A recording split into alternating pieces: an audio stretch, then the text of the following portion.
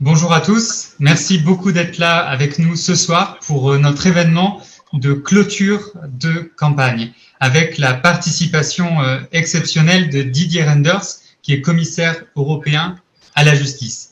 Donc merci beaucoup Didier de votre participation aujourd'hui avec nous. Aujourd'hui on va discuter donc avec les autres têtes de liste également du Luxembourg et des Pays-Bas du pass sanitaire, du certificat européen, il faudra nous dire quel est le nom qui a été retenu finalement, qui va nous permettre à tous de pouvoir partir en vacances sereinement. Donc la première partie de l'événement sera avec une discussion avec Didier Reynders, et ensuite on va partir avec les différents candidats qui vont nous parler des différents points du programme qui sont importants pour les Pays-Bas, pour le Luxembourg et pour la Belgique. On fera aussi un point sur évidemment les bureaux de vote, comment pouvoir voter dimanche. On fera ça en détail après les interventions. Et sans plus attendre, je vais me tourner. Je dois vous dire également, poser des questions dans le chat Facebook, dans le chat Zoom. On va pouvoir vous y répondre. Il y a un petit temps qui est prévu avec le commissaire aussi pour pouvoir répondre à quelques questions, et également évidemment les candidats pourront répondre à quelques questions de leur côté. Je m'arrête là pour l'introduction. Je vais passer la parole à Didier Reynders. Moi, j'ai connu Didier Reynders dans le cadre de mon travail aussi, puisqu'il est commissaire à la justice et j'étais conseiller pour la commission marché intérieur, protection des consommateurs. Il a fait tout un travail pour essayer de protéger les consommateurs pendant la crise, notamment quand il y a eu des problèmes avec les réservations de vol ou des choses comme ça. Ça a été moi les premiers contacts que j'ai eu directement avec le commissaire. Aujourd'hui, peut-être une question d'introduction. Est-ce que vous pourriez revenir un peu sur ce qui s'est passé dans la crise? Comment est-ce que, je crois qu'il y a des micros qui sont ouverts pour si on peut les bloquer. Comment est-ce que l'Union européenne a agi pendant la crise, notamment au sujet des frontières? Comment est-ce que le certificat Covid européen va pouvoir résoudre les problèmes pour les Européens? Quelles possibilités de déplacement on va pouvoir avoir au niveau au sein de l'Union européenne à partir du moment où le certificat sera en place? Voilà, quelques petites questions pour vous permettre d'introduire un peu le sujet. Merci encore de votre présence. Non, merci Thierry de votre invitation tout d'abord à participer à titre personnel à ce genre d'événement, parce que c'est une bonne chose de pouvoir être en contact avec un certain nombre de personnes qui vivent d'abord les problèmes très concrètement dans leur vie quotidienne, et puis qui sont chargées d'en débattre avec les citoyens à l'occasion de la campagne que vous menez. Et c'est un bon moment aussi de le faire avec des candidats dans l'ensemble du Benelux, finalement. Quand on parle des trois pays, on est bien dans l'ensemble Benelux. Alors peut-être, pour réserver des réponses à d'autres questions tout à l'heure, brièvement quelques mots sur l'approche, je dirais, en termes de libre circulation de l'ensemble de la pandémie. Bon, bien évidemment, au début de la pandémie, on a vu apparaître partout en Europe des décisions très strictes en matière de limitation des libertés individuelles. Donc ça, c'est le premier élément. On pourra en reparler si vous le voulez, mais la première chose qu'il a fallu faire au niveau européen, c'est vérifier que tout ce qui était fait en matière d'état d'urgence, d'état de nécessité, de pouvoirs spéciaux dans certains pays du Benelux, de transfert de compétences des parlements vers les gouvernements, était limité dans le temps et respectait les principes habituels de nécessité, de proportionnalité, de non-discrimination. Et donc on a travaillé sur ce sujet, et puis de voir dans quelle mesure toutes les mesures qui étaient prises respectaient aussi de façon plus large le droit européen.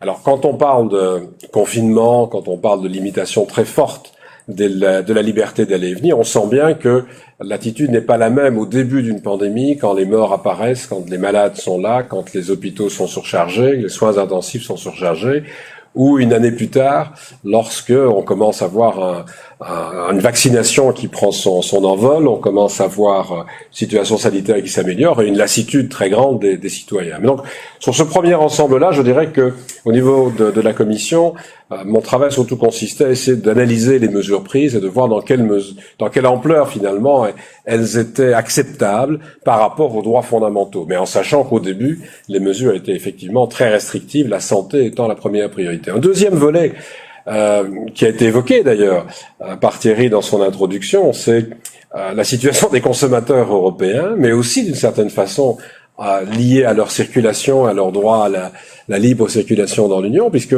beaucoup avaient réservé soit des billets d'avion, soit des paquets de voyage auprès de tour opérateurs et d'agences de voyage. Et dans le droit européen, il y a une obligation de permettre aux consommateurs de choisir le remboursement du billet d'avion ou du paquet de voyage, selon le règlement ou la directive, s'ils le souhaitent.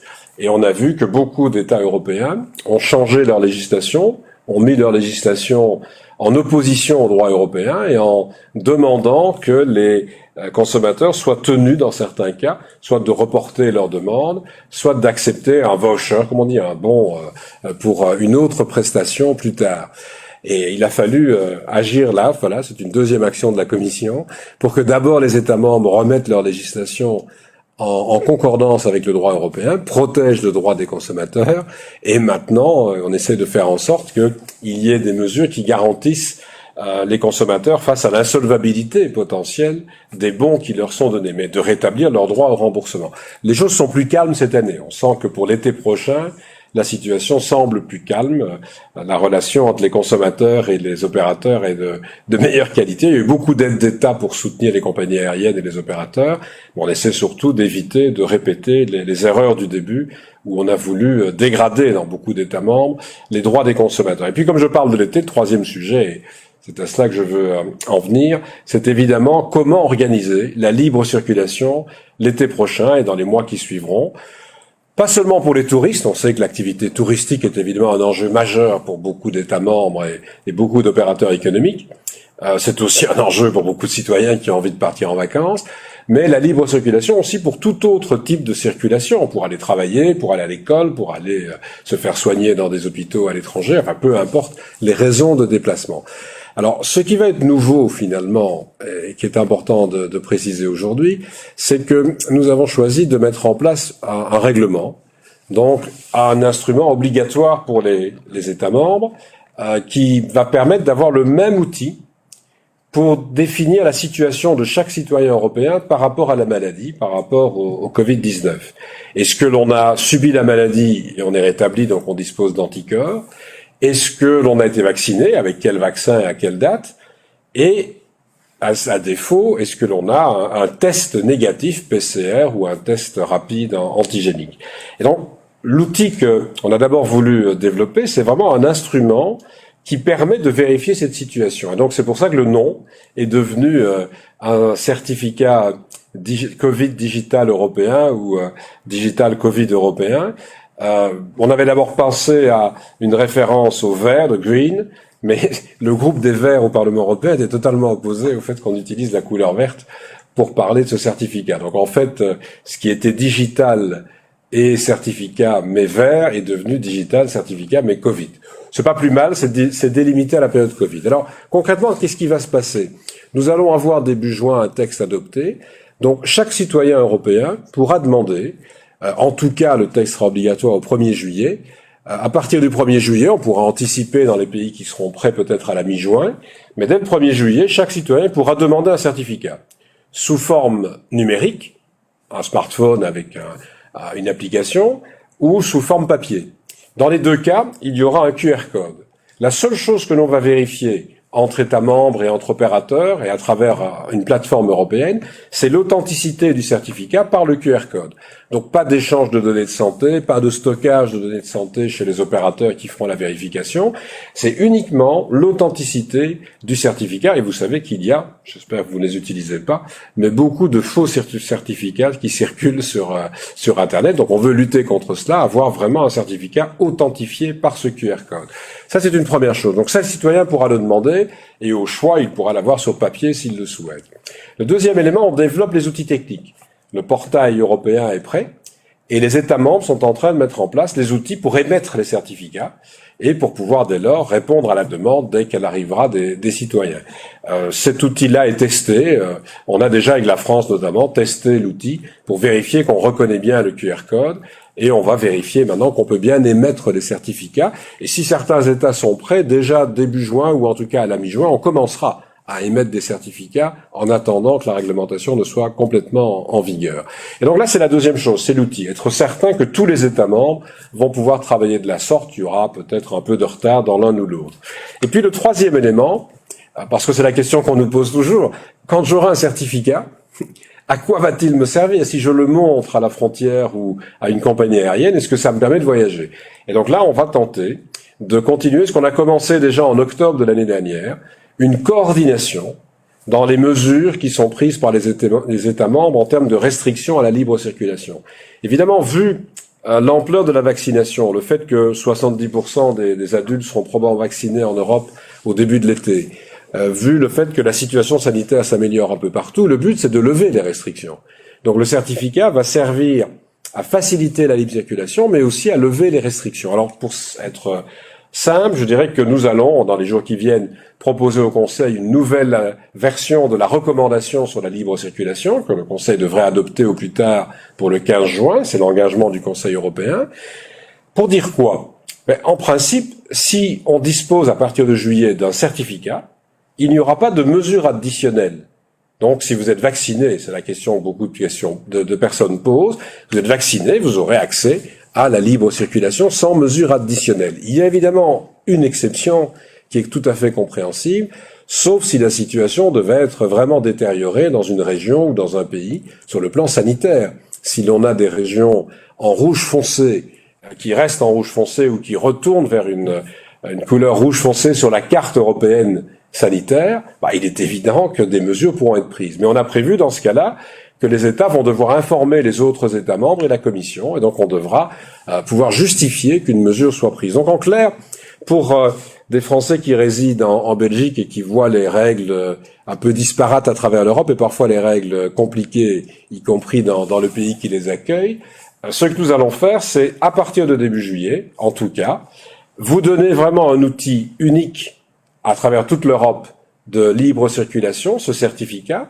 et faire en sorte que les États membres alignent le plus possible les restrictions qui pourraient encore exister ici ou là, c'est-à-dire si vous êtes vacciné, est-ce que dans certaines zones il faudra quand même passer un test rapide et si le test est positif, aller en quarantaine? On veut limiter ce genre de cas. On veut vraiment faire en sorte qu'on aille de plus en plus vers la libre circulation. À terme, évidemment, le but est que le certificat ne serve plus à rien et qu'on puisse à nouveau circuler librement. Il est limité à 12 mois dans son principe.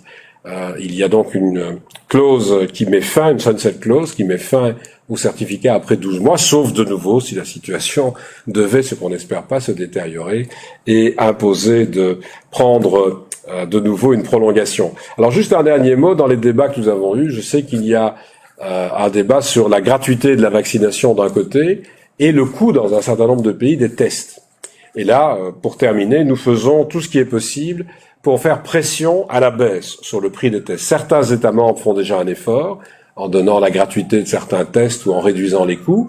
Nous avons mis 100 millions d'euros sur la table déjà il y a quelque temps pour acheter 20 millions de tests rapides antigéniques.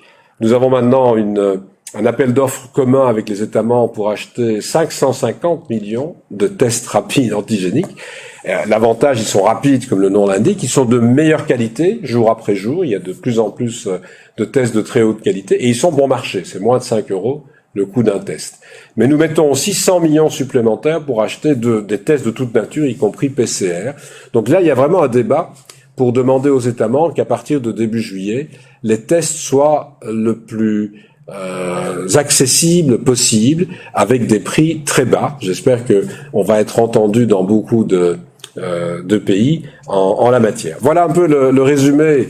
Je ne suis pas revenu sur tout ce que l'on a fait pendant cette pandémie, mais lié à la libre circulation, bien entendu, on aura le débat aussi, si certains sont intéressés parmi vous, à la libre circulation vers les pays tiers. Et là, nous travaillons aussi pour voir comment permettre la circulation d'Européens en dehors d'Europe et de non-Européens vers l'Europe en étant vaccinés et en ayant accès, s'ils arrivent en Europe, aux certificats ou en reconnaissant d'autres certificats qui seraient émis ailleurs dans le monde. Alors, vous avez déjà réussi à répondre à beaucoup de questions qu'on a reçues par email suite à l'envoi de l'invitation. On avait invité à nous donner des questions par email. On a eu beaucoup de questions. Je vais quand même en reposer une, même si vous avez répondu entre les filles. pour que ce soit bien clair, Marie-Claire qui demande, avec ce pass, est-ce que la vaccination devient, enfin, elle dit même que la vaccination devient obligatoire, car autrement, on va devoir présenter un test PCR négatif de moins de 72 heures. Donc, est-ce que ça devient obligatoire? Est-ce que c'est une façon... Donc, le vaccin n'est toujours pas obligatoire, bien entendu. C'est la raison pour laquelle, d'ailleurs, on a prévu qu'il y ait plusieurs certificats dans le système que l'on met en place. Vous pouvez avoir été malade, vous pouvez avoir contracté le Covid-19. Dans ce cas-là, vous disposez d'anticorps. Et on a dit, pour une durée maximale de 180 jours, vous pourriez être protégé de la même manière. Et donc ça, c'est un élément, évidemment, de base. On va devoir affiner, parce que les connaissances scientifiques en la matière vont évoluer, et la durée de l'immunité réelle, quelle est la capacité, même si beaucoup de personnes qui ont contracté la maladie et qui s'en sont remises vont être vaccinées. On aura aussi une augmentation de la vaccination.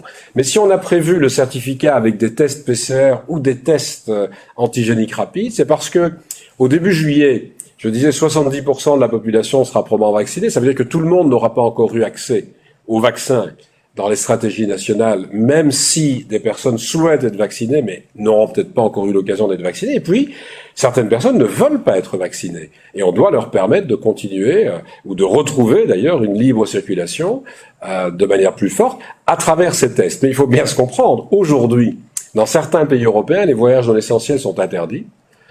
Mais déjà, dans beaucoup de voyages, vous êtes obligé de passer un test. Et donc, ou bien vous allez vers le vaccin, et vous ne serez peut-être plus obligé de passer des tests, ou bien vous continuez à ne pas vouloir être vacciné et vous continuerez à travailler avec des tests.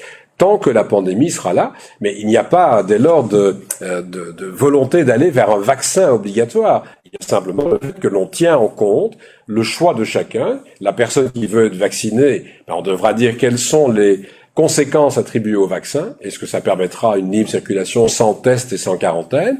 La personne qui dispose d'un test PCR ou antigénique rapide négatif pourra aussi, comme aujourd'hui, voyager.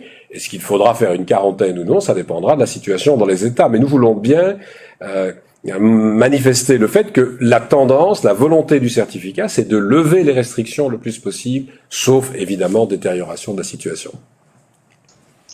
Merci beaucoup. Il y a beaucoup de questions qui sont, à mon avis, plutôt qui relèvent plutôt de la compétence nationale, de savoir est-ce que le test, finalement, ça veut dire qu'on ne sera plus obligé d'avoir le masque et la distanciation sociale. Donc, je ne sais pas si vous avez des éléments là-dessus. Mais il y a beaucoup de choses qui sont discutées au niveau européen, mais qui sont effectivement de compétence nationale.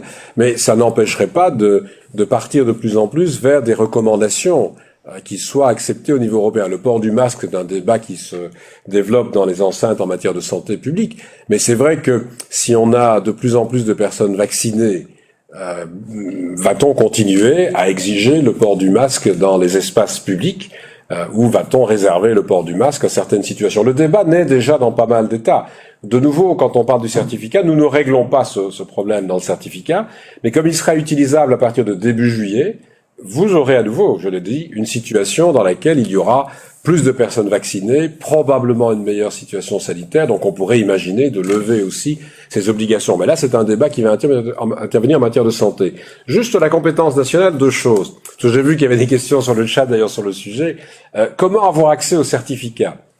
Dans beaucoup d'États membres, la version digitale, numérique, elle sera normalement accessible sur Internet. Je veux dire par là que dans le monde numérique, ce serait assez étonnant de demander aux citoyens de se déplacer vers un lieu précis pour se voir délivrer un certificat numérique. Donc, il y a déjà des plateformes nationales ou des applications qui sont développées.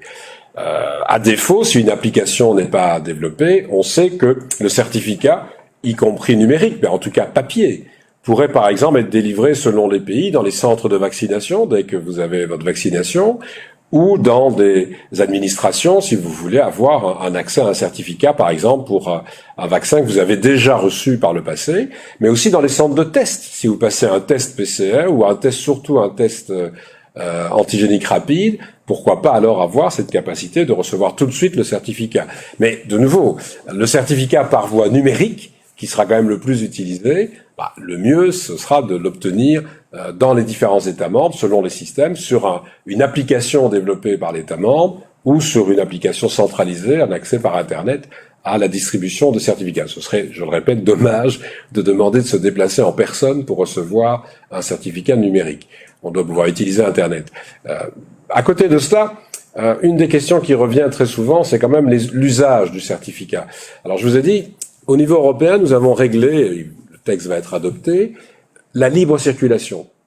Donc, nous demandons aux États membres d'accepter, ce sera obligatoire, les certificats émis par les autres États membres pour la libre circulation. Mais rien n'interdit à un État membre d'envisager d'utiliser le certificat à d'autres fins. Et donc, vous savez que dans plusieurs États membres, on envisage d'imaginer l'accès à des festivals, à des concerts, à des théâtres, à des cinémas, peut-être à des restaurants, avec un contrôle aussi d'un certificat, avec les mêmes données. Rétablissement de la maladie, vaccin ou test. Là, dans ce cas-là, ce que nous disons, c'est qu'il faut une loi nationale pour faire cela. Il faut que la loi nationale protège d'ailleurs les données individuelles. Elle est même garantie finalement que ce que nous faisons au niveau européen. Et puis, on précise, et je tiens à le préciser à nouveau, rien n'interdit les États qui feront ça d'utiliser le certificat européen à cette fin, d'utiliser le même outil. Parce que ce serait un peu dommage qu'un Européen qui va voyager pour aller à un festival, par exemple, ait besoin du certificat européen pour voyager, et puis qu'on lui demande en outre d'obtenir un document, un certificat national pour accéder à un festival ou à un restaurant ou je ne sais où. Évidemment, ces mesures devront à nouveau être nécessaires, proportionnées, non discriminatoires, mais j'invite vraiment les États membres, et nous allons le faire de plus en plus, à utiliser notre certificat pour la libre circulation, mais s'ils souhaitent aussi avoir le même type de certificat pour un accès à d'autres événements ou d'autres lieux, d'utiliser le certificat européen qui sera là et qui sera reconnaissable avec un QR code. Donc en France, normalement, ça devrait passer par l'application Tous Anti-Covid que certains ont déjà eu. Peut-être j'avais une autre question qui était demandée sur la reconnaissance hors UE. Donc si par exemple quelqu'un veut partir aux États-Unis, j'avais reçu un email d'une personne qui avait ce projet-là. Est-ce que, quid de l'utilisation du certificat? Alors, il y a deux éléments. D'abord, il faut évidemment que dans la politique des frontières extérieures de l'Union, on ouvre la voie à la libre circulation vers des pays tiers. Vous savez qu'il y a eu énormément de restrictions, évidemment, sur les voyages hors Union européenne. Donc, si on ouvre purement et simplement la frontière avec les États-Unis, ça permet de dire on pourrait voyager, et notamment les Américains nous ont demandé que les personnes vaccinées aux États-Unis puissent voyager sans autre contrainte. Nous sommes en train de voir comment organiser les choses. En d'autres termes, le certificat européen, on pourra assez facilement demander à des pays tiers de l'utiliser comme moyen de preuve de la vaccination ou d'un test ou du rétablissement de la maladie. En sens inverse, nous essayons de voir comment faire en sorte que des citoyens américains puissent aussi venir, comme des citoyens britanniques ou suisses ou des citoyens israéliens pour prendre des pays qui ont beaucoup vacciné.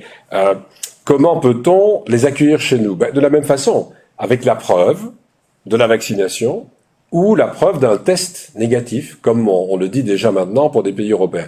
Quelqu'un qui sera vacciné, ce qui est envisageable, c'est que cette personne puisse, si la preuve est apportée, obtenir le certificat européen. Donc pas seulement voyager dans un État membre, mais voyager ensuite dans toute l'Europe, grâce au certificat européen qui sera donné à titre individuel. Et donc on va travailler d'abord avec des systèmes de reconnaissance individuelle, mais on aimerait avoir une reconnaissance réciproque d'un système plus large. La Suisse travaille sur un système comparable au nôtre, donc là elle va être intégrée, comme le sont déjà l'Islande, la Norvège et le Liechtenstein. Avec Israël ou avec d'autres pays ayant développé des techniques de certificat numérique, on pourrait probablement avoir aussi une réciprocité. Un inconvénient aux États-Unis, puisque c'était la question sur le voyage aux États-Unis, c'est que les Américains n'ont pas l'intention d'avoir un certificat fédéral, puisqu'ils n'ont pas besoin de certificat pour voyager à l'intérieur des États-Unis. Donc là, il faudra que l'on définisse quels sont les modes de preuve acceptés. Mais notre certificat devrait être accepté comme preuve, de nouveau, de vaccination, de test ou de rétablissement de la maladie pour des voyages aux États-Unis, lorsque l'accès, évidemment, sera totalement ouvert vers les États-Unis. Ça marche. On a déjà un petit peu dépassé le temps. Si vous m'arrêtez pas, je vais continuer à vous poser des questions. On va encore prendre deux. Ça marche. Alors, il y a pas mal cette fois avec cette question qui est venue. Est-ce qu'il faut être vacciné complètement pour pouvoir avoir le certificat ou est-ce qu'une seule dose est suffisante? Et aussi, est-ce qu'on a été vacciné dans un autre État membre? Est-ce qu'on aura la possibilité quand même d'avoir le certificat de l'État membre de résidence?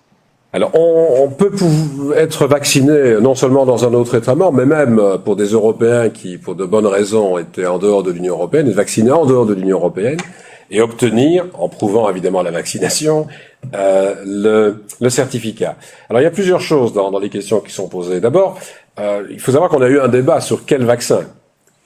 Les vaccins qui vont être acceptés obligatoirement par tous les États membres, ce sont les vaccins qui ont été autorisés par l'Agence du médicament, l'Agence européenne du médicament.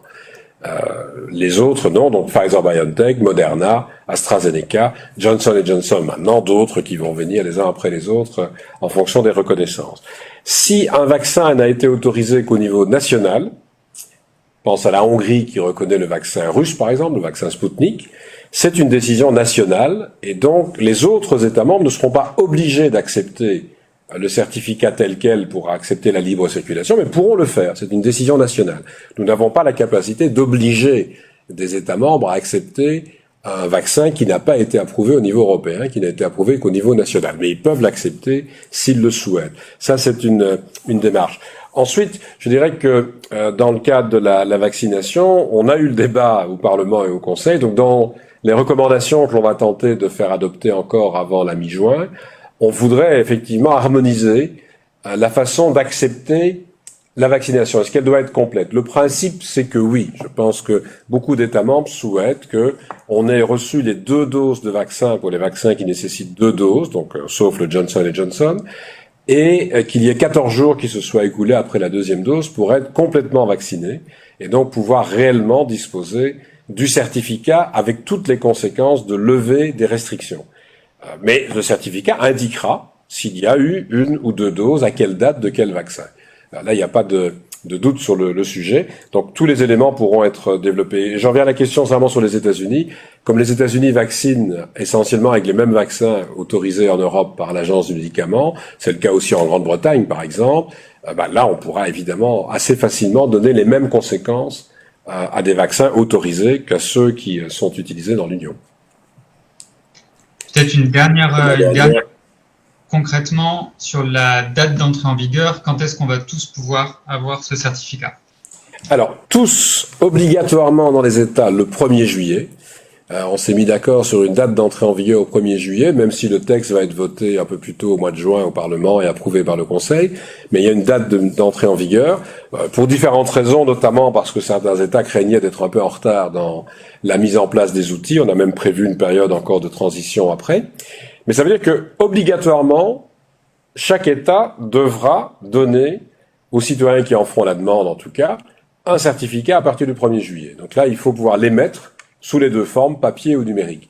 Mais nous sommes prêts à anticiper. Et donc, comme la plateforme européenne est en marche et qu'elle fonctionne, je reprends la formule, on se retrouve avec la possibilité peut-être déjà à partir, en tout cas de la mi-juin, peut-être un peu avant, de faire fonctionner la machine. Et donc de dire, on va émettre des certificats, on va déjà pouvoir vérifier leur authenticité avec le QR code, mais évidemment, tous les éléments juridiques liés au règlement ne seront obligatoires qu'au 1er juillet. En d'autres termes, en France, par exemple, il y a eu beaucoup de personnes déjà vaccinées, et ça va continuer.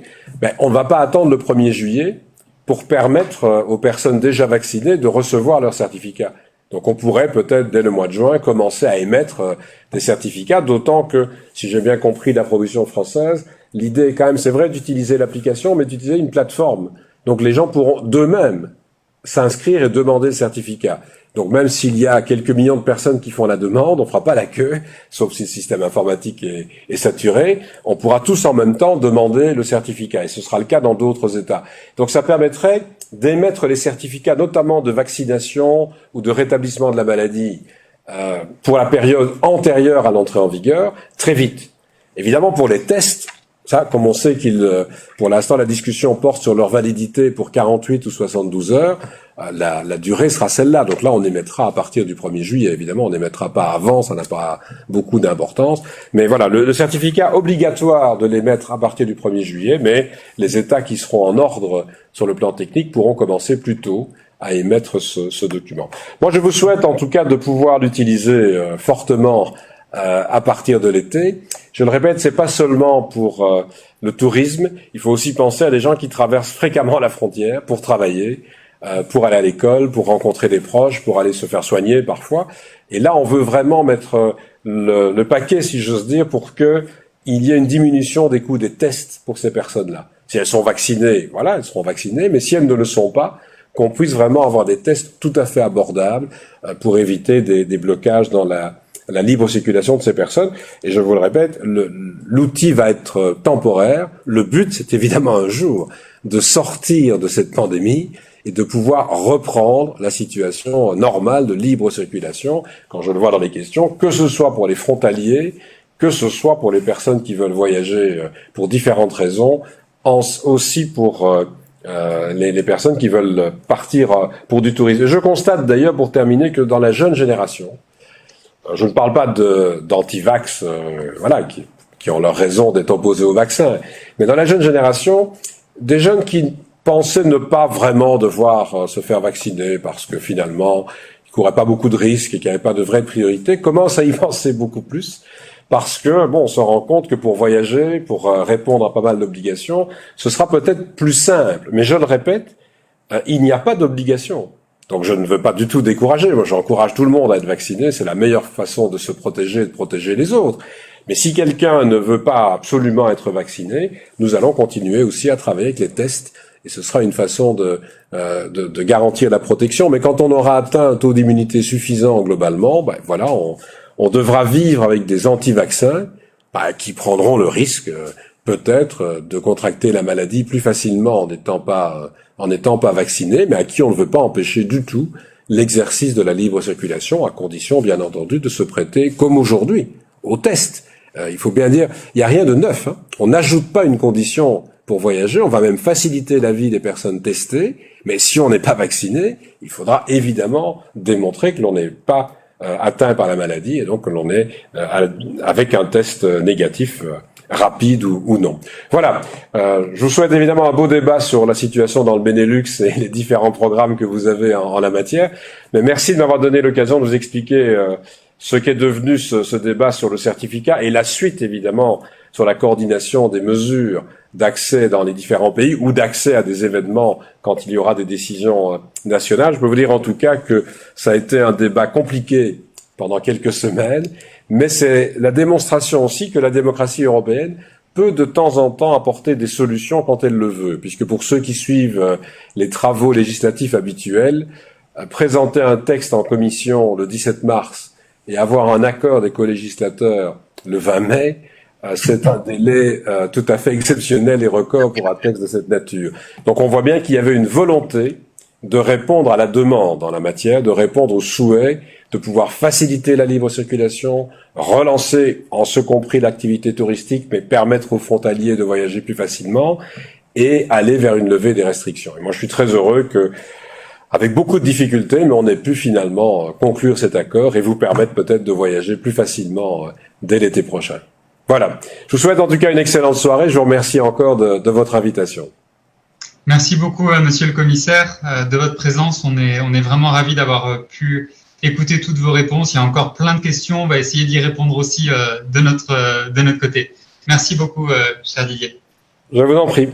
À bientôt. Au revoir. Au revoir, Thierry. Alors, on va continuer notre réunion avec donc des interventions courtes qui vont expliquer certains points du programme. On va commencer par les questions de santé. On va aller aux Pays-Bas avec Michel Kremers.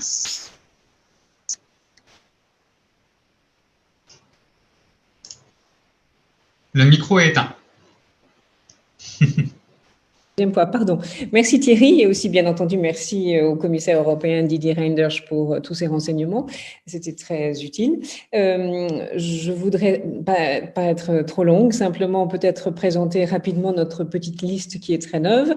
Je suis effectivement Michel Kremers, je suis colistière sur la liste numéro 3, les Français aux Pays-Bas, menée par Marie-Christine Coquescal et soutenue par La République En Marche.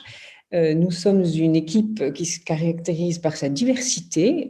Je vois Fatima qui est là aussi et qui, je pense, pourra confirmer. 6 femmes, 5 hommes. Nous sommes de générations très différentes, de 29 à 72 ans. Nous avons des activités professionnelles très diverses et nous venons aussi de régions géographiques très différentes aux Pays-Bas. Et c'est pour ça que nous espérons, grâce à cette diversité, pour être un miroir de la pluralité de la communauté française des Pays-Bas, que ce soit des gens jeunes, moins jeunes, que ce soit des étudiants, des actifs, des non-actifs, des retraités, que ce soit des nouveaux arrivés ou des arrivants ou des résidents de très longue date.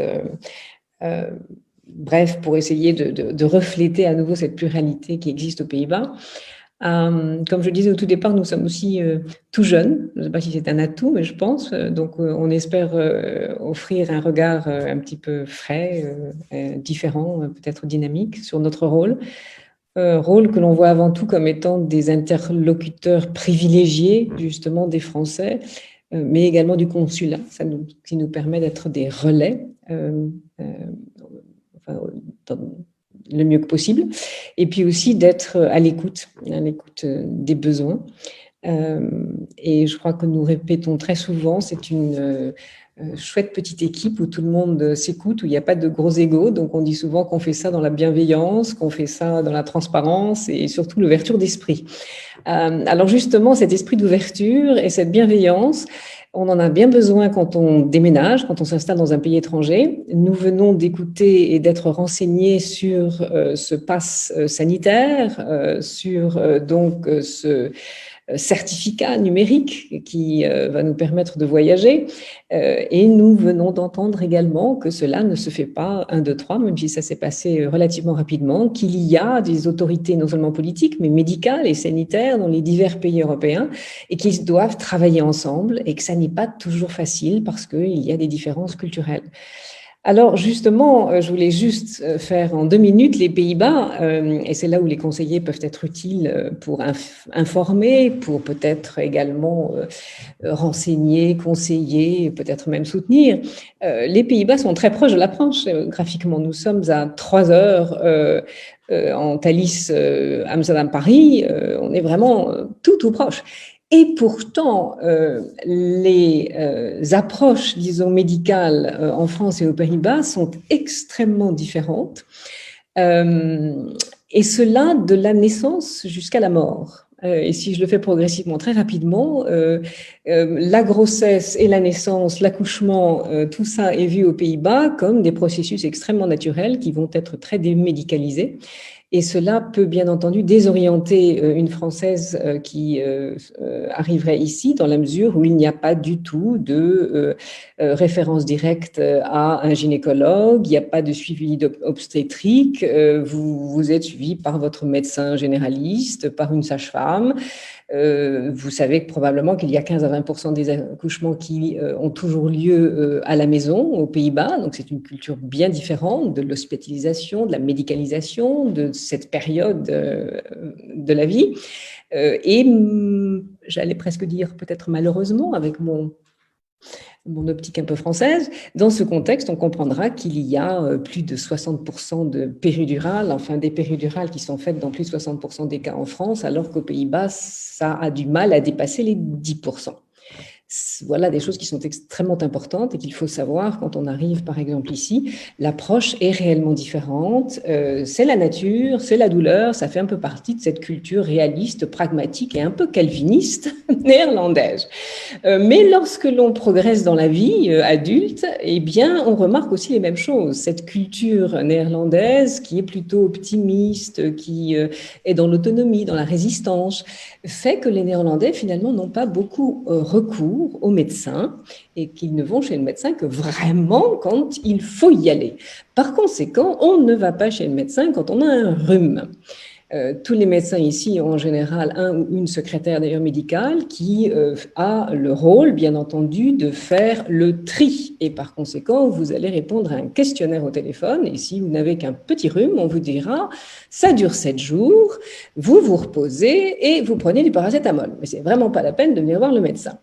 ce qui peut choquer à nouveau un Français qui vient de s'installer aux Pays-Bas. D'autre part, ne comptez pas, lorsque vous avez été voir le médecin, revenir avec une grosse ordonnance et plein de médicaments. Non, souvent, ce sera des conseils de bon sens, diététique, d'hygiène, etc., et des antibiotiques alors le plus rarement possible. Cela explique d'ailleurs que la consommation de médicaments, comme vous le savez sans doute, est bien inférieure. C'est l'une des plus basses de toute l'Europe aux Pays-Bas et que même les frais liés aux médicaments ont été estimés à 80% inférieurs à ceux de la France. Par conséquent, vraiment, la consommation médicamenteuse est très différente ici par rapport à la France. D'ailleurs, entre nous, il y a 3,5 fois à 4 fois moins de pharmacies aux Pays-Bas qu'en France. Voilà, tout cela est lié, tout cela se tient. Deux derniers petits points pendant la vie adulte. N'oublions pas que le médecin généraliste est le point absolument de contact obligatoire. On n'est pas libre d'approcher un spécialiste aux Pays-Bas. Il faut le faire via son médecin généraliste. Et que dernièrement, dernier point, tout le système de santé néerlandais a été intégralement privatisé en 2006, ce qui veut dire que lorsque vous vous installez aux Pays-Bas, vous devez prendre une police d'assurance privée. C'est absolument indispensable, ce qui n'est pas évidemment ce à quoi nous sommes habitués en France. Et puis, pour finir, en fin de vie, vous le savez sans doute, culture à nouveau très différente, les Pays-Bas ont été le premier pays à légaliser l'euthanasie.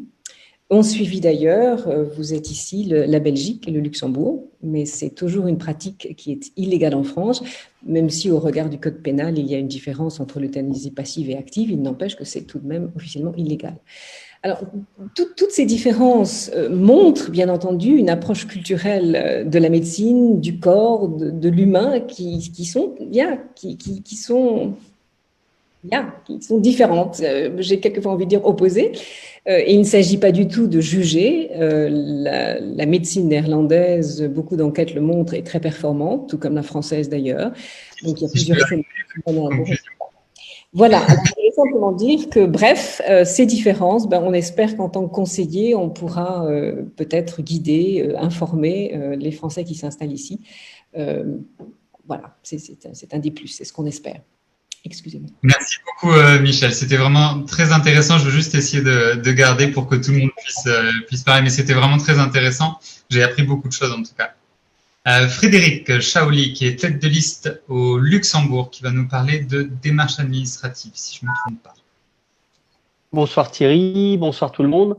Alors, je vais parler de deux petits sujets. Je tenais déjà à remercier tous mes colistiers qui sont présents ce soir et sans lesquels je ne pourrais pas avancer, on ne pourrait pas avancer sur les différents sujets.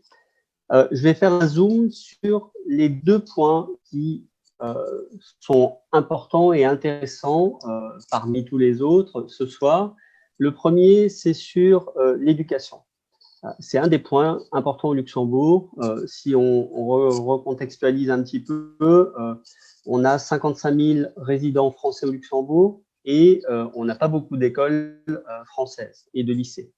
Donc, il faut qu'on essaye de trouver une solution pour offrir aux familles françaises la meilleure scolarisation pour leurs enfants. Alors, bien entendu, il y a le lycée français, il y a des options avec les établissements et les écoles européennes, mais ce n'est pas toujours suffisant. Donc, on a des Français qui vont envoyer leurs enfants en France ou même en Belgique, de l'autre côté de la frontière à Arlon. L'idée, c'est de voir toutes les options possibles et de trouver quelle est la meilleure solution pour chaque enfant. Il y a aussi des alternatives actuellement qui sont l'ouverture de nouvelles classes européennes par le gouvernement luxembourgeois. Donc, l'éducation luxembourgeoise ouvre des classes européennes en français, en allemand et en anglais pour permettre aux enfants d'être scolarisés. Il faut savoir que le nombre d'habitants au Luxembourg, c'est 625 000 à peu près, et on a 50% d'étrangers qui vivent au Luxembourg. Donc, c'est une problématique qui est vraiment importante où il faut trouver des moyens pour scolariser tout le monde et qui ne soient pas bloqués dans le cursus luxembourgeois. Donc ça, c'était le premier point. Le deuxième, comme tu me dis Thierry, c'est la partie numérisation et matérialisation. Je pense que vous avez le même problème que nous en Belgique et aux Pays-Bas. À chaque fois qu'on essaye d'aller au consulat, donc déjà, il faut essayer de prendre un rendez-vous 3 mois à l'avance, et c'est encore pire avec le Covid actuellement. Et c'est vraiment compliqué. Donc, il y a déjà France Connect qui commence à travailler sur les sujets de dématérialisation. C'est important parce que ça permettra de réduire peut-être les délais. Et il y a une nouvelle que j'ai apprise cet après-midi que je voulais vous partager avec vous. C'est que pour les retraités, normalement, ils doivent faire un certificat d'existence et ils devaient passer au consulat pour pouvoir le faire. Ce certificat va être dématérialisé à partir de la fin de l'année. Il pourra être fait de manière biométrique. Il n'y aura plus besoin de papier, plus de courrier. Il suffira d'avoir une application mobile avec une pièce d'identité, une vidéo de live.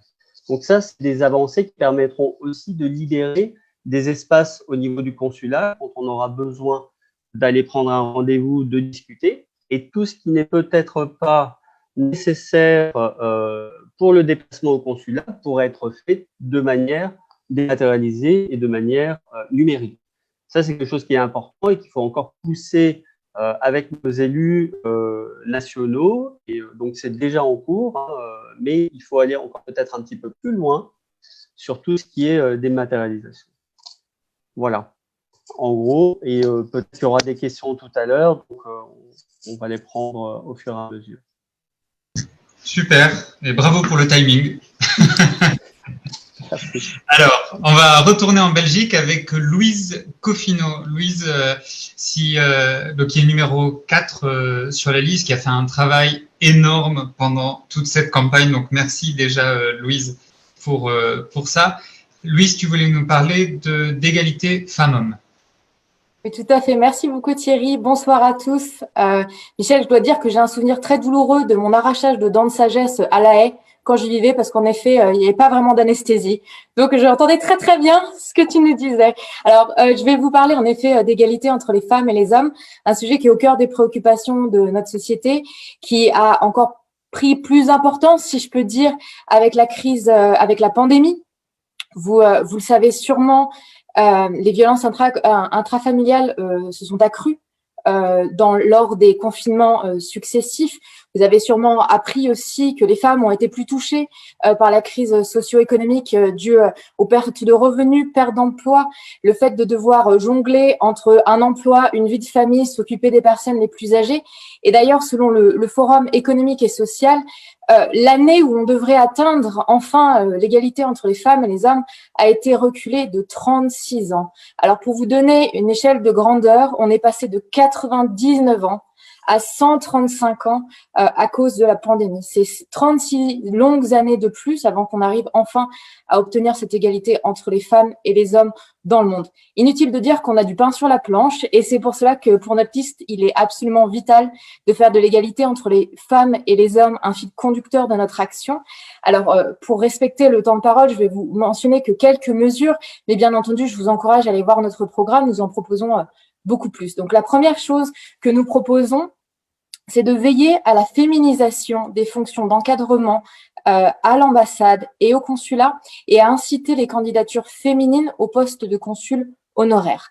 La deuxième chose que nous proposons, c'est de sensibiliser le personnel enseignant dans les lycées français et de faire intervenir des interlocuteurs compétents sur la question d'égalité des genres, mais aussi de lutte contre toute forme de discrimination auprès des élèves.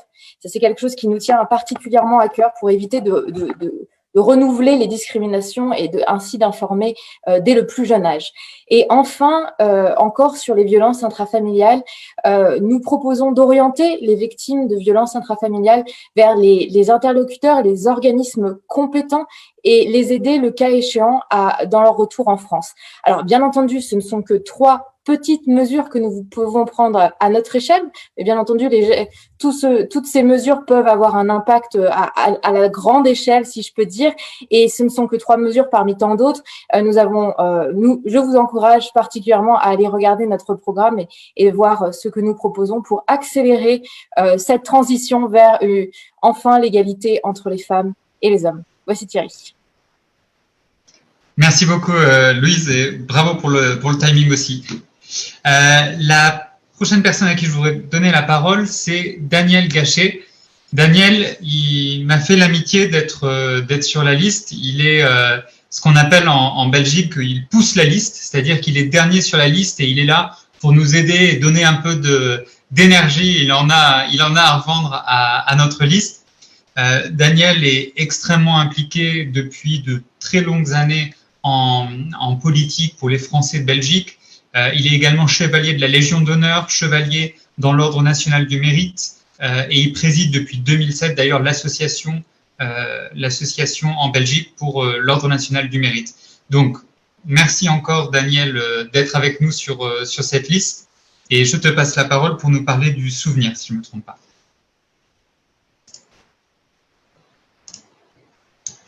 Je pense que tu n'as pas de micro, Daniel.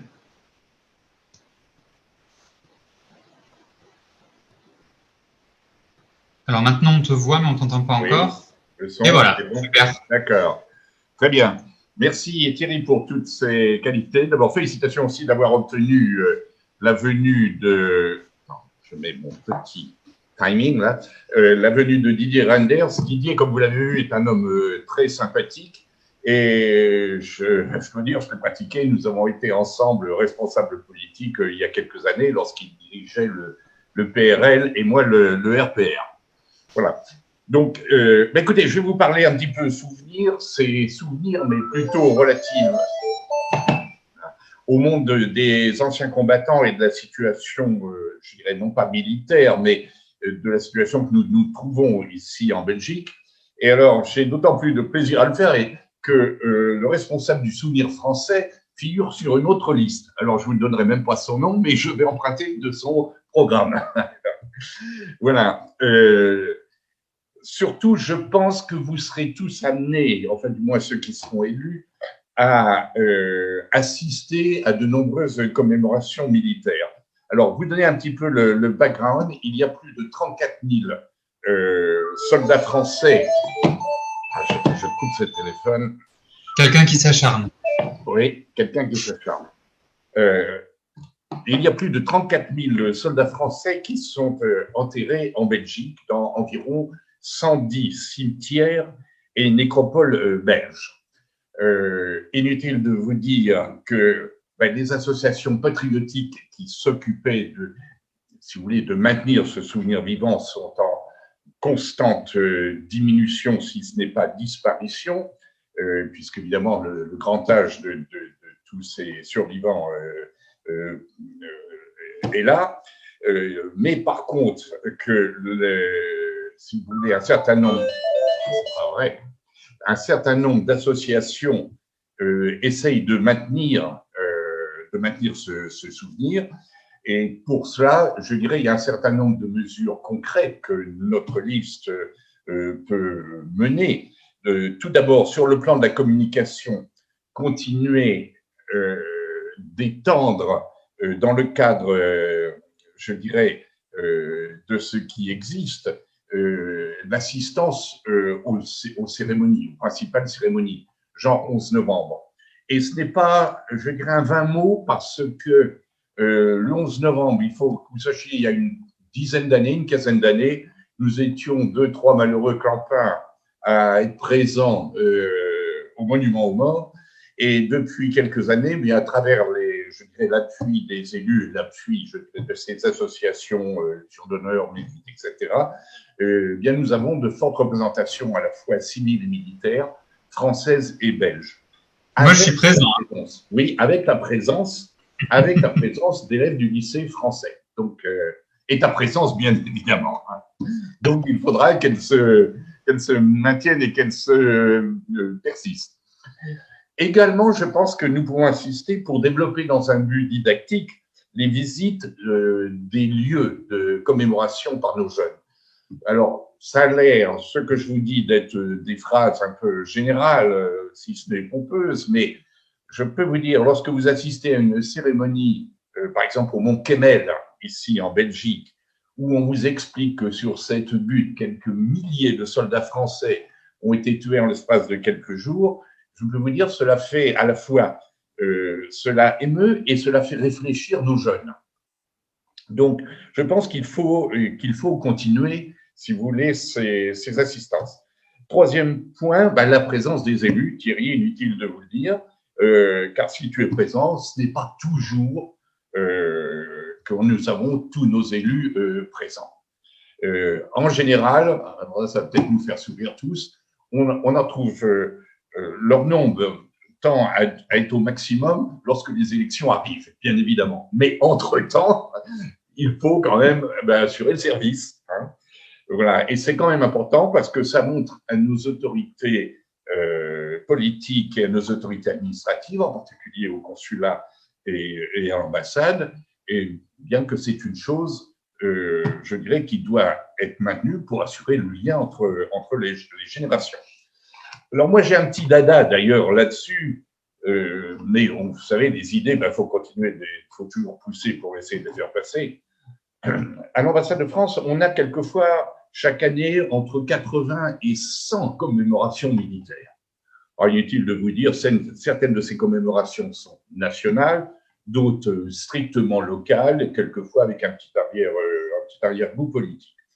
Moi, je me pose la question, pourquoi, puisqu'on arrive à faire au niveau européen l'euro au bout de douleur, évidemment, avec un certain nombre de difficultés, mais pourquoi on n'arriverait pas à une journée nationale, comme les Anglais, ils ont une journée nationale où on célèbre les morts de tous les conflits.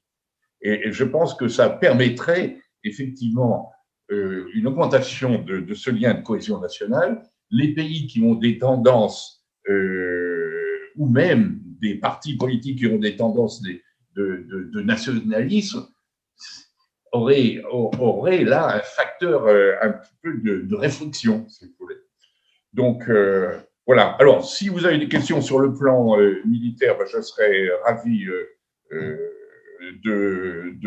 d'y répondre soit maintenant, soit ultérieurement. Vous savez que j'ai été président des officiers français et je suis actuellement lieutenant-colonel de cavalerie, honoraire maintenant, puisque quand j'ai venu, mais également donc président de société, administrateur de société. Donc, si je peux vous aider, n'hésitez pas.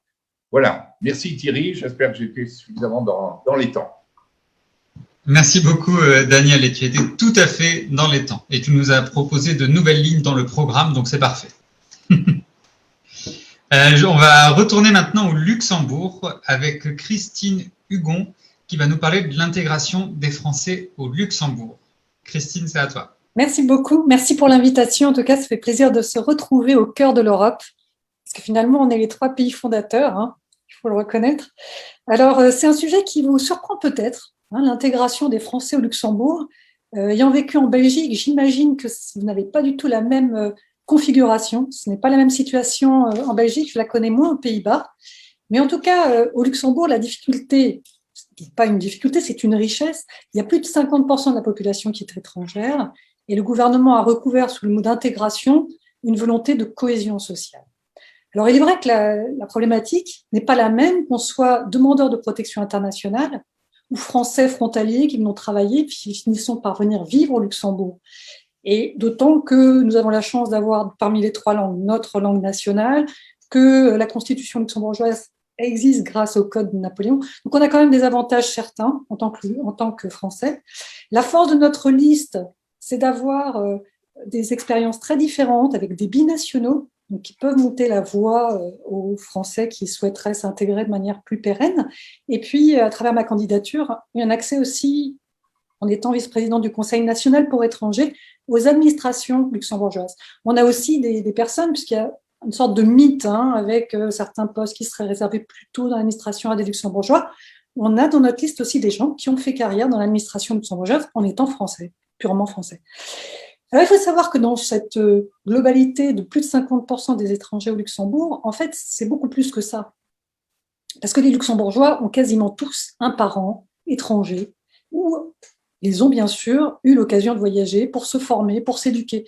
Donc finalement, l'ouverture d'esprit est beaucoup plus large qu'on le pense et on est peut-être trop attaché à des, comme on disait avec Frédéric, peut-être des a priori, en tout cas une illusion d'une difficulté à s'intégrer.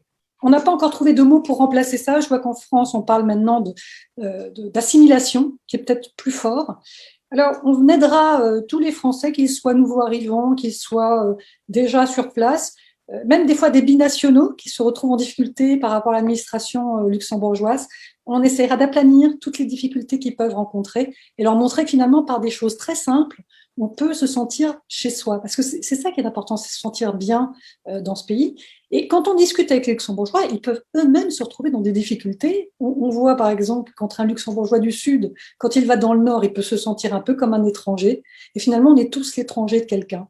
Et si on simplifie et si on arrive à communiquer, eh bien, on s'aperçoit que finalement, les choses sont beaucoup plus simples et plus faciles pour tout le monde. On a une chance en France, par rapport aux Français, d'avoir cette langue qui est véhiculaire, c'est-à-dire que finalement, le monde du travail, du commerce, se fait toujours en français. La langue qui est enseignée aux nouveaux arrivants étrangers, c'est le français. Donc, on a une force à défendre qui est très importante. Et notre liste va l'apporter de manière peut-être plus férue, plus experte. C'est ce qu'on va s'atteler à faire. On a également quelque chose qui est tout simple, que vous faites peut-être en Belgique, que j'avais découvert en arrivant dans ma commune. C'est la fête des voisins, qui est une innovation française. Et ça a beaucoup de succès. Et on s'aperçoit que des gens qui ne se sont jamais parlé dans la même rue, quand on met ça en pratique, ça déclenche quelque chose d'un peu magique, hein, comme on peut le voir dans certaines séries américaines où tout d'un coup tout le monde se met à se parler, à se dire bonjour.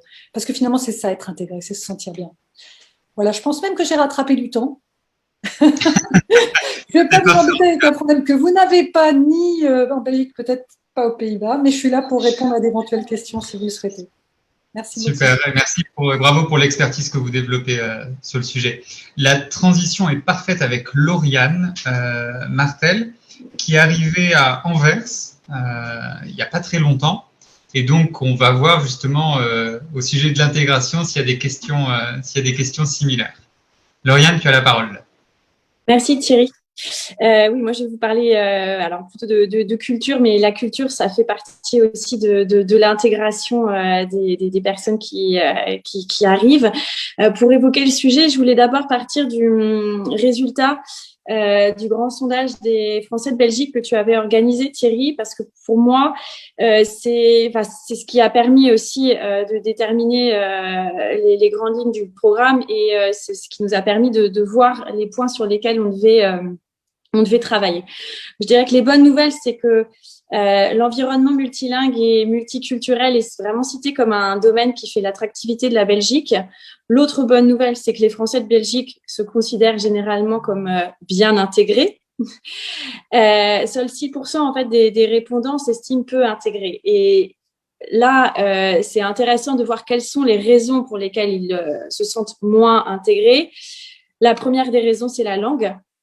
Et la seconde, c'est les différences culturelles qui peuvent exister. Et ces barrières linguistiques et culturelles, elles sont plus ou moins fortes selon les régions. Et bien évidemment, les Français qui s'installent en Flandre se sentent beaucoup moins intégrés qu'en Wallonie ou à Bruxelles.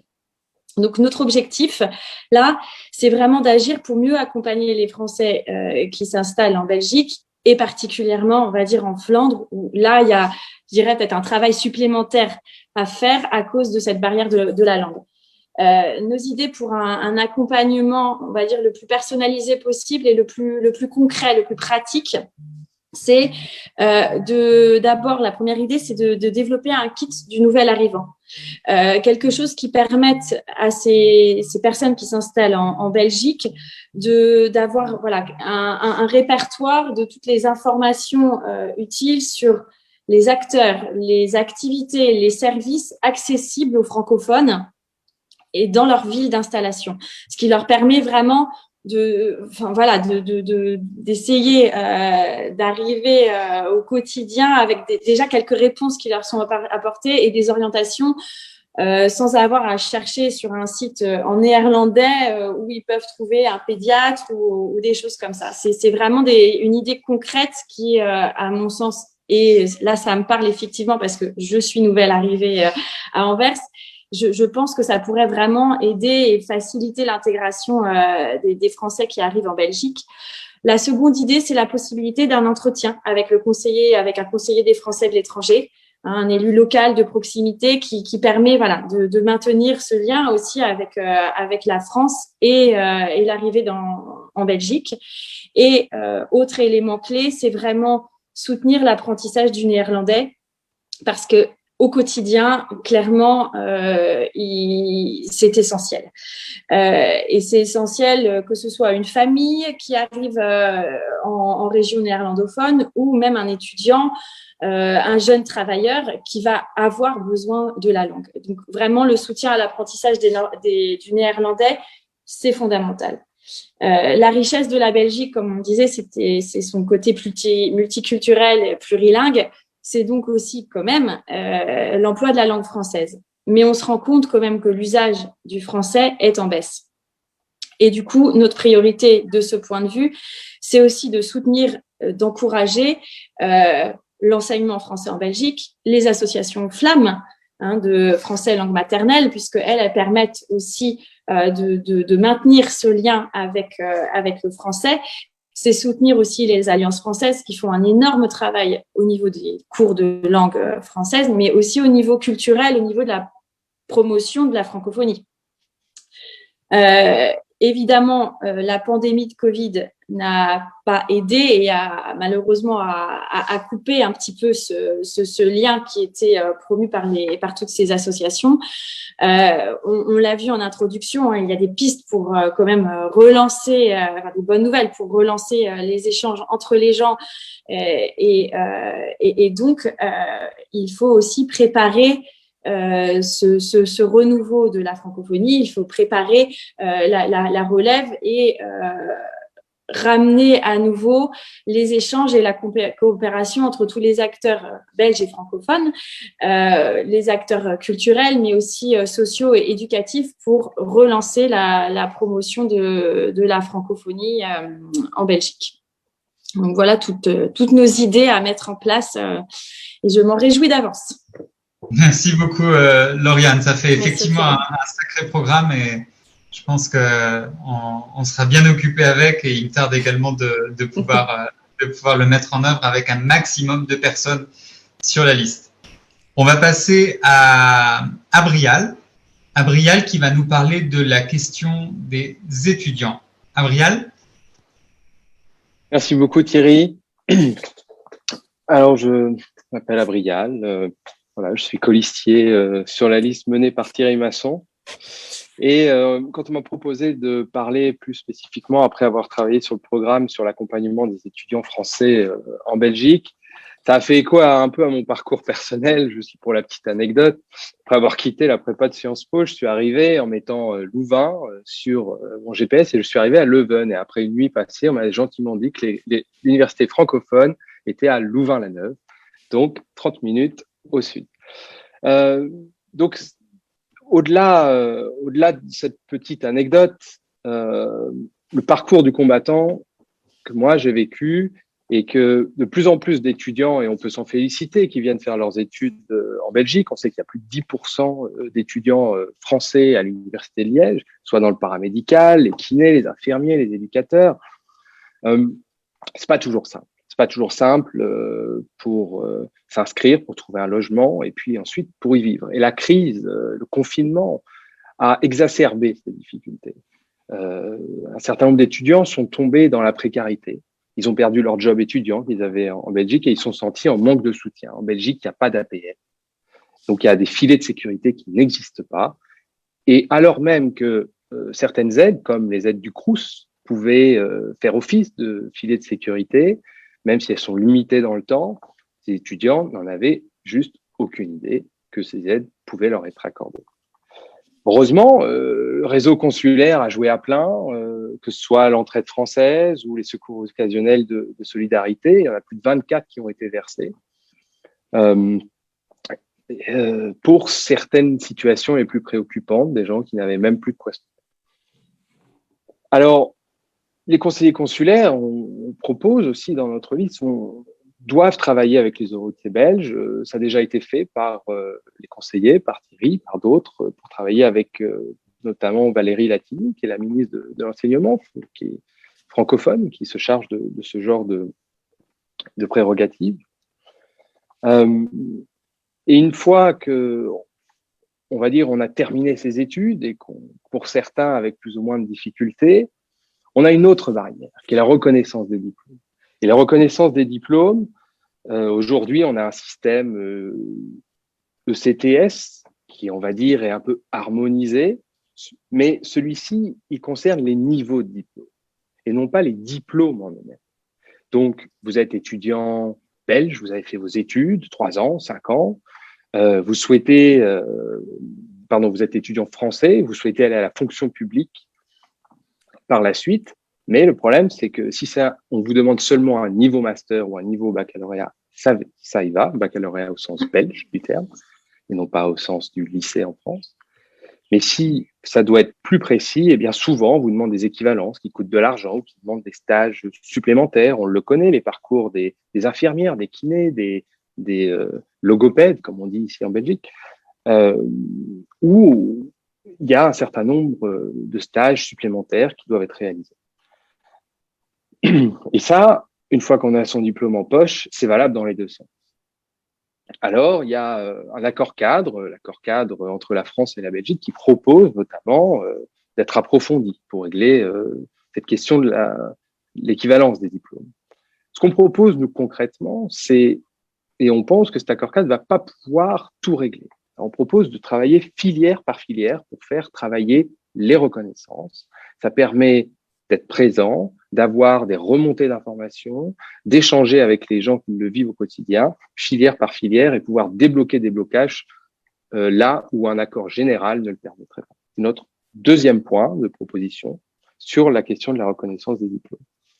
Et puis tout ça, il faut bien le lire, je l'ai dit en introduction, mais sachez que les gens qui sont sur cette liste, les futurs conseillers consulaires, eh bien, ils sont prêts à mouiller la chemise, à travailler avec les universités, aller sur les campus pour améliorer l'information. C'est souvent le manque criant d'accès à l'information, que ce soit sur le site du consulat, que ce soit à travers l'accès auprès des universités, des écoles spécialisées.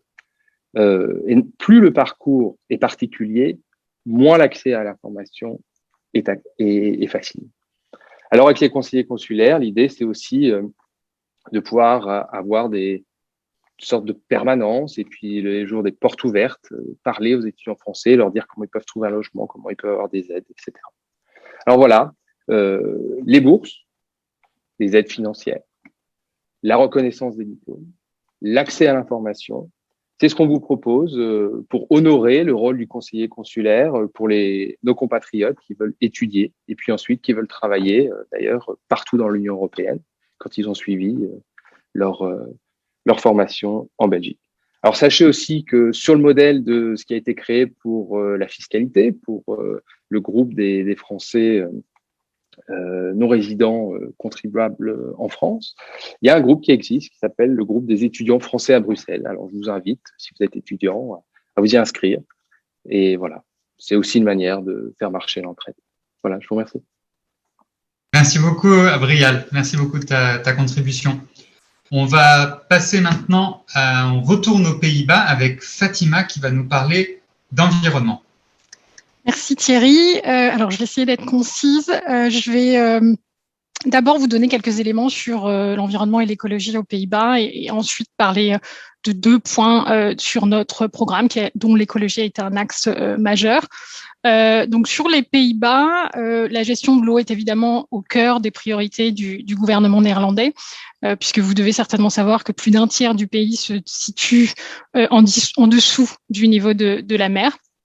Donc, les Néerlandais sont des experts dans la création de dunes, de digues, de barrages pour prévenir des inondations.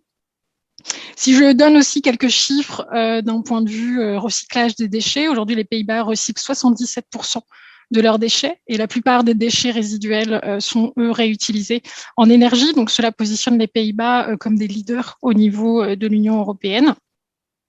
Et d'un point de vue transport, donc vous savez très bien que les Hollandais sont les rois du vélo. Quelques chiffres, 35% des Hollandais utilisent le vélo comme leur moyen de transport principal. Et si on le situe dans des villes comme Amsterdam, c'est plus de la moitié qui ne font tout que en vélo. Donc voilà, quelques éléments de l'écologie et de l'environnement aux Pays-Bas. Malgré ces éléments-là, et notamment l'importance du vélo, les Pays-Bas sont encore, d'un point de vue pollution atmosphérique, au-dessus des normes recommandées par l'Union européenne et sur lesquelles ils travaillent avec des axes et des timings très ambitieux. Si je vais sur notre programme spécifiquement, donc je vais mettre en avant deux éléments. Le premier qui a été de comment notre liste peut participer activement en partenariat avec les institutions françaises aux Pays-Bas au respect des normes climat de l'accord de Paris et également en partenariat avec toutes les écoles françaises aux Pays-Bas au développement de la durabilité, en développant les produits bio, les circuits courts de saison. Donc ça, c'est un élément clé de notre programme. Et le deuxième élément que je souhaite mettre en avant, c'est que notre liste a vraiment voulu mener une campagne responsable. Donc en communiquant avec nos compatriotes français aux Pays-Bas de notre liste avec tous les moyens digitaux possibles. Mais on a aussi utilisé des moyens physiques. Donc, on a imprimé notre circulaire et notre tract auprès d'un petit imprimeur hollandais qui utilisait du papier recyclé et une encre biologique. Donc, tous nos tracts ont été imprimés de cette façon. Et nous avons même poussé la responsabilité un peu plus loin en distribuant ces tracts à pied et à vélo. Nous avons eu froid puisque le mois de mai était un peu automnal au Benelux, comme vous l'avez tous vécu. Voilà. Et tous nos compatriotes français aux Pays-Bas pourront avoir dimanche à l'urne notre bulletin en papier recyclé, bien sûr, pour voter. Voilà. J'espère que j'ai été concise, Thierry, et que je fais gagner du temps. Mais à la seconde près, en fait. Merci. Merci beaucoup, Fatima. Je vois juste dans les commentaires, je peux pas m'empêcher de répondre. Je vois un commentaire de Martine qui dit qu'on n'habite pas tous à Ixelles. Je pense qu'on est une des seules listes à avoir en numéro 2 quelqu'un qui n'habite pas de Bruxelles, donc avec une forte chance d'être élu. Donc la question des permanences consulaires, elle est également dans notre programme. On a fait des propositions précises là-dessus.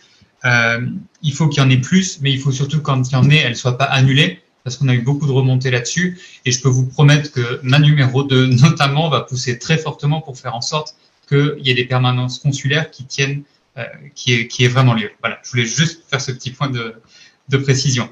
Je passe maintenant la parole à Élise, qui va nous parler du retour en France, qui donc concerne tous les pays du Benelux. Élise. Oui, merci beaucoup Thierry et bonsoir à tous. Cette conversation va être enregistrée.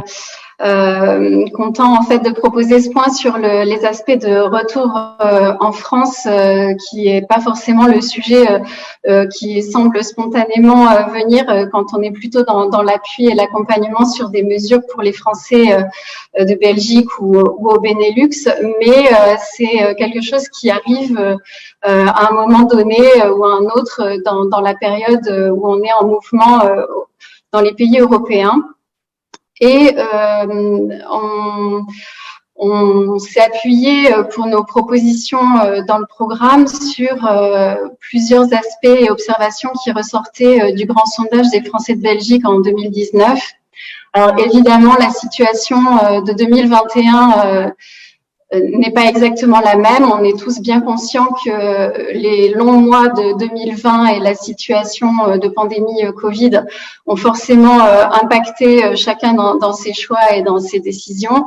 Mais c'est vrai qu'en 2019, dans les résultats du grand sondage des Français de Belgique, ressortait que 4 répondants sur 10 n'envisageaient pas de retour en France et 37% des répondants faisaient part de leur peu de satisfaction quand ils cherchaient des informations disponibles pour préparer leur retour en France.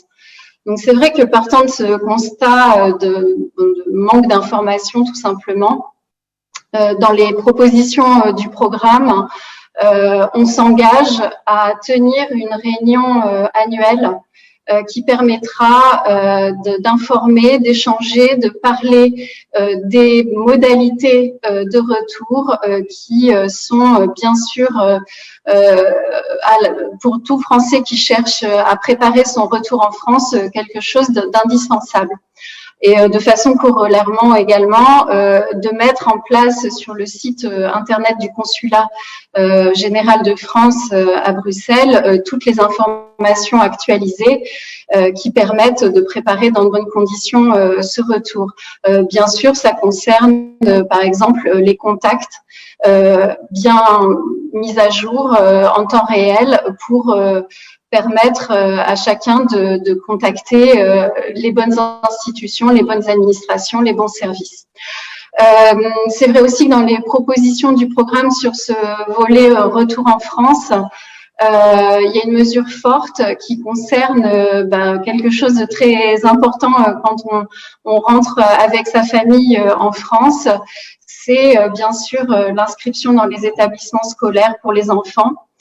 Et sur ça, une des propositions formulées dans le programme, c'est que les familles soient dispensées, bénéficient d'une dispensation, de présenter un justificatif de domiciliation au moment de la première inscription des enfants à l'école. Parce que parfois, une certaine démarche administrative ne rentre pas dans le bon timing pour une autre démarche administrative tout aussi importante ou tout aussi urgente. Donc, cette flexibilité, en tout cas pour permettre aux enfants d'aller à l'école au moment de la rentrée, ça nous semble très important. Voilà. Et puis, peut-être aussi signifier que, et c'est ce qu'évoquait Louise dans son propos, l'aspect évidemment très important de l'accompagnement au moment de situations de crise, comme les violences conjugales, victimes de violences, que ce soit physiques ou psychologiques. Ces situations-là, elles existent, elles sont réelles, elles sont vécues. Et elles peuvent aussi avoir lieu dans le cadre du moment où on prépare son retour en France. Et là, il faut absolument qu'il y ait un dispositif renforcé aussi au niveau d'une protection consulaire ou bien d'accompagner pour porter plainte, des choses très concrètes. Et enfin, on voulait aussi mettre en avant un outil digital qui est un simulateur en ligne pour le retour en France. Alors, c'est un outil digital qui existe depuis 2016, mais il n'est pas très connu et on vous incite à l'utiliser. Je pense que toutes les références pour se connecter sur cette page internet sont dans notre programme et notre page internet à nous En Marche. Valérie vient de le mettre dans le chat. Valérie vient même de le mettre dans le chat. Super, impeccable. Et donc, ça propose en fait de personnaliser votre recherche avec des critères pro, des critères perso, et comme ça de vous guider vers les prochaines étapes clés pour préparer le retour en France. Donc voilà, un petit flash info sur cette page internet. Et je te repasse le micro, Thierry. Super, merci beaucoup. Merci beaucoup pour cette présentation. J'espère que ça vous a intéressé également.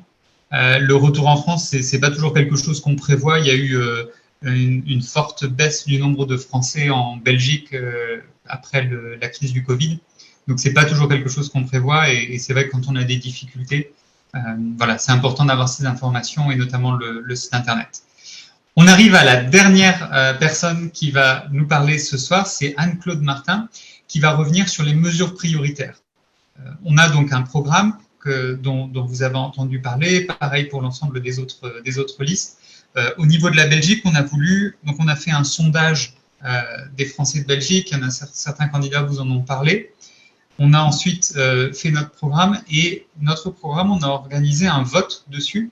Donc, on a invité les Français de Belgique à prioriser les mesures qu'on propose dans notre programme. Et c'est une petite exclusivité pour ce soir. Anne-Claude va nous dire quels sont les résultats des mesures qui ont eu le plus de soutien au niveau des Français de Belgique. Je te passe la parole, Anne-Claude. Merci Thierry. Bonsoir, je m'appelle Anne-Claude Martin. Je vais vous parler principalement du top 3 des propositions qu'on fait et qui ont été plébiscitées par les personnes qui se sont exprimées dans ce sondage. Donc la première mesure ou proposition que les votants ont privilégiée, c'est de maintenir la pression pour ne pas se trouver de nouveau dans une situation d'interdiction des voyages non essentiels, notamment pour les couples transfrontaliers, les étudiants ou bien pour avoir des familles séparées en temps de crise.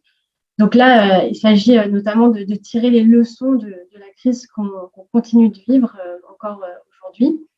On constate que l'interdiction des voyages non essentiels en Belgique a été très mal vécue par de nombreux Français et pas seulement, par également des Belges qui ont des maisons en France. Donc c'est pour cela que Thierry et Jérémy, notre autre colistier, et qui sont aussi nos 2 conseillers des Français de l'étranger actuels, ils ont fait une pétition en ligne qui a reçu plus de 17 000 signatures, donc ce qui est quand même assez conséquent. Et ils ont également déposé une plainte auprès de la Commission contre les mesures belges de fermeture des frontières. Donc là, on voit qu'ils ont vraiment utilisé toutes leurs prérogatives pour défendre les Français de Belgique auprès des autorités locales françaises et belges. Et on a un exemple déjà ici concret de l'action d'un conseiller des Français de l'étranger. Donc, c'est une proposition pour permettre que cette situation d'interdiction des voyages non essentiels ne se répète pas dans le cas où il y aurait d'autres épidémies ou d'autres catastrophes qui arriveraient. On espère que ce ne sera pas le cas. Mais le rôle du conseiller de l'étranger, ou du conseiller des Français de l'étranger ne se limite pas aux périodes de crise. Bien heureusement, ils sont aussi là en période moins critique. Ils peuvent agir dans d'autres domaines, ce qui m'amène à la deuxième mesure plébiscitée par les votants. Il s'agit de la réduction de la consommation énergétique des bâtiments éducatifs et diplomatiques d'au moins 30% d'ici 2030 et de 90% d'ici 2050 par rapport à 1990. Donc là, on voit qu'on passe dans un domaine totalement différent, c'est la protection de l'environnement. Cette mesure a fait référence à notre proposition plus globale de faire plus et plus vite en Belgique pour notre planète. Bien sûr, les politiques environnementales en Belgique sont du ressort du gouvernement belge, on ne va pas les remplacer, mais à l'échelle des conseillers des Français de l'étranger, il y a certaines actions qu'on peut déjà mener pour apporter notre pierre à l'édifice de la lutte contre le changement climatique. D'ailleurs, pour rappel, notre député des Français du Benelux, Pierre-Alexandre Anglade, a défendu en tant que rapporteur à l'Assemblée nationale un texte pour garantir que la préservation de l'environnement, la biodiversité et la lutte contre le dérèglement climatique soient en quelque sorte le fil rouge de toute l'action publique nationale et locale dans les années à venir. Et les conseillers des Français de l'étranger peuvent donc œuvrer à traduire ces principes dans leur action locale en Belgique. De même, notre liste considère que les conseillers ont un rôle à jouer pour montrer la voie et on a des mesures spécifiques dans ce domaine pour les services consulaires et de même, on propose d'accompagner les entreprises établies en Belgique qui veulent s'inscrire dans le changement durable. Enfin, la troisième proposition à laquelle les votants ont été sensibles, c'est celle relative à la simplification des démarches pour le retour en France, dont Élise vient de parler. Donc, comme elle l'a mentionné, on est donc parti des constats du grand sondage des Français de Belgique, dont on a parlé ce soir. Comme on a vu qu'avec la crise, bon nombre de personnes ne pensaient pas partir de Belgique rapidement et ont dû le faire par la force des choses, ils ont constaté qu'il y avait un manque d'informations. Donc, il y a un réel rôle à jouer pour les conseillers des Français de l'étranger pour promouvoir les outils disponibles et encourager le consulat à faire plus et mieux pour les Français de Belgique qui souhaitent retourner en France. Donc voilà, c'est un petit aperçu des mesures que les votants ont privilégiées dans notre programme jusqu'à maintenant. Je vous rappelle que le sondage, il est toujours ouvert, donc n'hésitez pas à prendre le temps de nous donner votre avis parce que on a à cœur d'être à votre écoute et surtout de travailler pour vous au plus près de vos préoccupations. Et en tout cas, je peux vous affirmer que tous les thèmes abordés par les candidats ce soir, qu'ils soient en Belgique, aux Pays-Bas ou au Luxembourg, font partie des 10 propositions préférées des votants. Donc, merci à vous et à toi Thierry. Merci beaucoup Anne-Claude. On arrive à la fin de la réunion. Il y a un petit moment qui est prévu aussi pour essayer de relayer encore certaines questions supplémentaires et ensuite on va boucler. Et je passe pour ça la parole à Maxime. Oui, bonsoir à tous. Merci beaucoup. Merci pour toutes ces interventions très intéressantes. On a eu énormément de questions, donc beaucoup de questions évidemment pour le commissaire européen, mais aussi d'autres questions et notamment une pour toi Frédéric au Luxembourg. C'est une question d'Alexandre qui s'interrogeait sur le système de recrutement des élèves pour les lycées français à l'étranger qu'il juge opaque et qu'il demande comment on peut rendre un peu plus clair ce système de recrutement. Merci Maxime. Et en fait, cette question est posée de temps à autre par un certain nombre de personnes et je remercie Alexandre de l'avoir posée. Nous, ce qu'on propose ici pour régler ce problème, c'est de remettre les parents d'élèves ainsi que les conseillers des Français de l'étranger et les associations au cœur du système. C'est-à-dire que ça pourra permettre d'expliquer aux parents quelle est la situation, pourquoi est-ce qu'on a plutôt choisi un enfant plutôt qu'un autre, et ça enlèvera tous ces doutes pour dire bah tiens, voilà, pourquoi est-ce que c'est lui qui a été choisi plutôt qu'un autre. Ça permettra d'avoir cette transparence qu'on doit aux parents, qu'on doit aux enfants, qu'on doit à tout le monde. Donc, il y aura un travail qui sera fait entre les parents d'élèves, les associations, entre l'école et aussi les conseils consulaires. Ce système-là, on peut aussi le mettre en place sur les bourses. Parce que souvent, les gens se posent des questions dans les bourses pour savoir pourquoi est-ce qu'on n'a pas reçu une bourse ou autre. Je pense que le système de transparence vaut aussi pour ça. En incluant plus les parents d'élèves, en incluant dans les prises de décision pour qu'ils puissent comprendre comment fonctionne le système. Ça, je pense que ça sera vraiment le rôle qu'on voudra faire pour maîtriser toutes ces questions qui sont souvent très floues. Voilà. Je me permets aussi de rajouter un petit mot. Pour le Luxembourg, dimanche, les bureaux de vote seront ouverts de 8h à 18h à Luxexpo The Box à Kirchberg. N'hésitez pas, pour les personnes qui n'ont pas encore pu voter, à nous rejoindre là-bas. On vous accueillera très volontiers. Notre liste, la liste En Marche pour les Français du Luxembourg et la liste 5. Merci. Merci beaucoup Frédéric. Alors bon, là je vois qu'en fait le temps passe beaucoup, il est déjà 20h, donc pour toutes les questions, on va y répondre, on va vous répondre par écrit. Je sais qu'il y a quelques questions, dont notamment une sur le pass sanitaire qui a été longuement abordée tout à l'heure, et sur du côté de la France, sachez que il y a un projet de loi qui est en discussion, qui a été adopté par l'Assemblée puis par le Sénat, mais en termes un peu différents. Donc, il y a une commission mixte paritaire qui s'est réunie, ils se sont mis d'accord.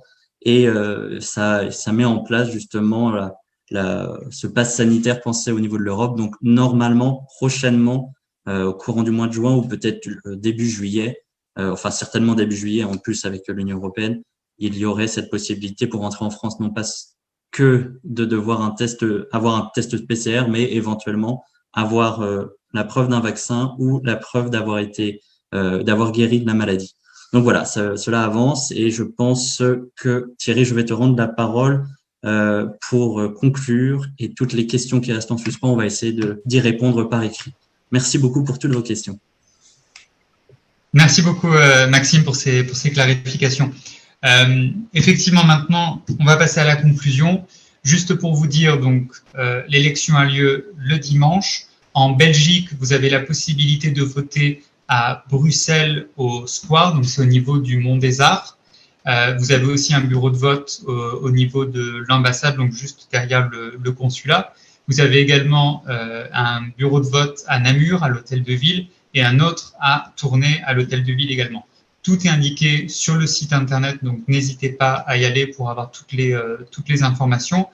Pour voter, vous n'avez pas besoin d'avoir votre convocation, vous avez simplement besoin d'avoir une pièce d'identité. Donc vous venez avec votre pièce d'identité, vous vous présentez au bureau de vote et vous pourrez voter sans problème. Vous voyez que les 3 listes du Benelux sont mobilisées. J'ai vu que certaines listes avaient déjà commencé à arrêter de faire campagne. Nous, on fait campagne jusqu'au bout.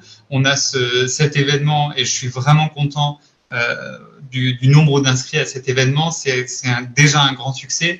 On va pas lâcher. On va continuer à faire campagne jusqu'à ce que jusqu'à ce qu'on arrive au moment du silence républicain. Donc, merci beaucoup à tous d'être présents. Et enfin, donc le dimanche 30, je vous invite vraiment à voter au Luxembourg pour la liste 5, En Marche pour les Français du Luxembourg, qui est menée par Frédéric Chaoli. Aux Pays-Bas pour la liste 3, Français aux Pays-Bas, qui est menée par Marie-Christine Koch. Et en Belgique, la liste 3, En Marche pour les Français de Belgique. Merci beaucoup et à très vite. Au revoir. Merci Thierry. Au revoir.